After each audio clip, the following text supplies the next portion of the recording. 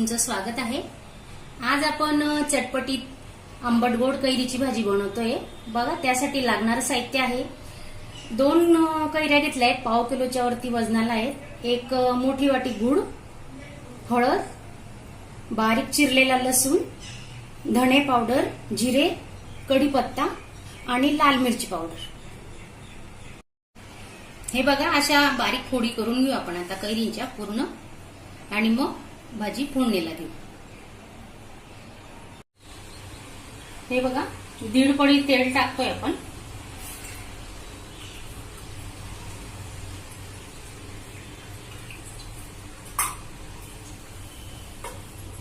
तेल चांगलं गरम झालं की आपण मोहरी टाकू।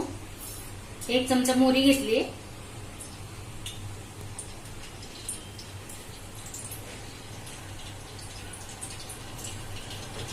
1 चमचा जिरे। फोडणी चांगली तडतडली पाहिजे। मेथी दाणे आणि 8-10 कढीपत्ता घेतलाय।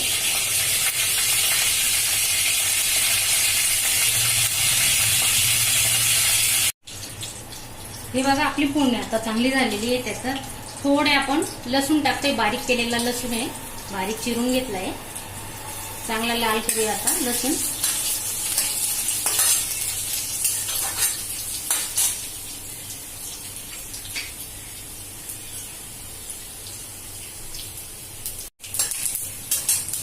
लसूण चांगला लाल झालाय, फोडणी तडतडली। आता आपण कैरी टाकतोय।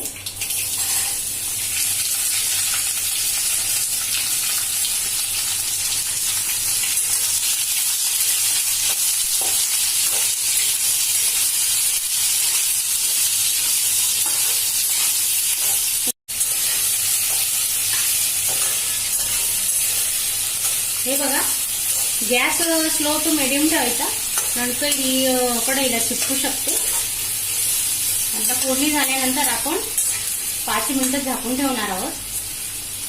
लसलशीत आणि मऊ चांगली शिजेपर्यंत 5 मिनिटं आपण आता झाकून ठेवू।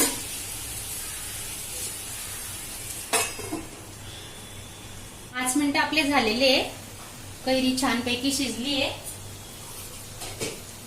आता आपण त्याच्यात मसाले टाकून घेऊ। हळद, 1 छोटा चमचा हळद, धणे पावडर छोटा चमचा, चवीनुसार मीठ, मिरची पावडर 2 चमचे, तुमच्या आवडीनुसार घ्या, कमी जास्त।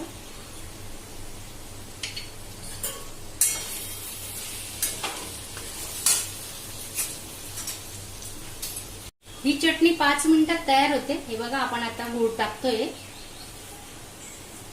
2 वाट्या कैरीला 1 वाटी गूळ घेतलाय। ही आपण हापूस कैरी घेतली, ही थोडी आंबट असते म्हणून गूळ थोडा 1 वाटी भरून घेतलाय।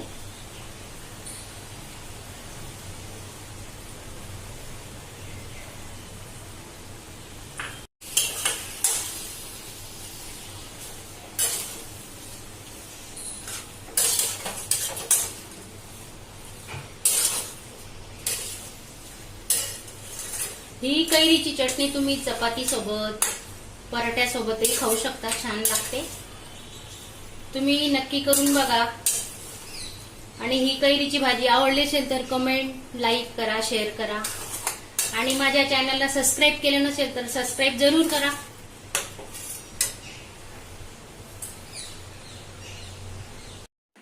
अशा चमचमीत झणझणीत रेसिपी पाहण्यासाठी स्वादिष्ट मेनू चॅनलला सबस्क्राईब करा आणि बेल आयकॉनवर क्लिक करा।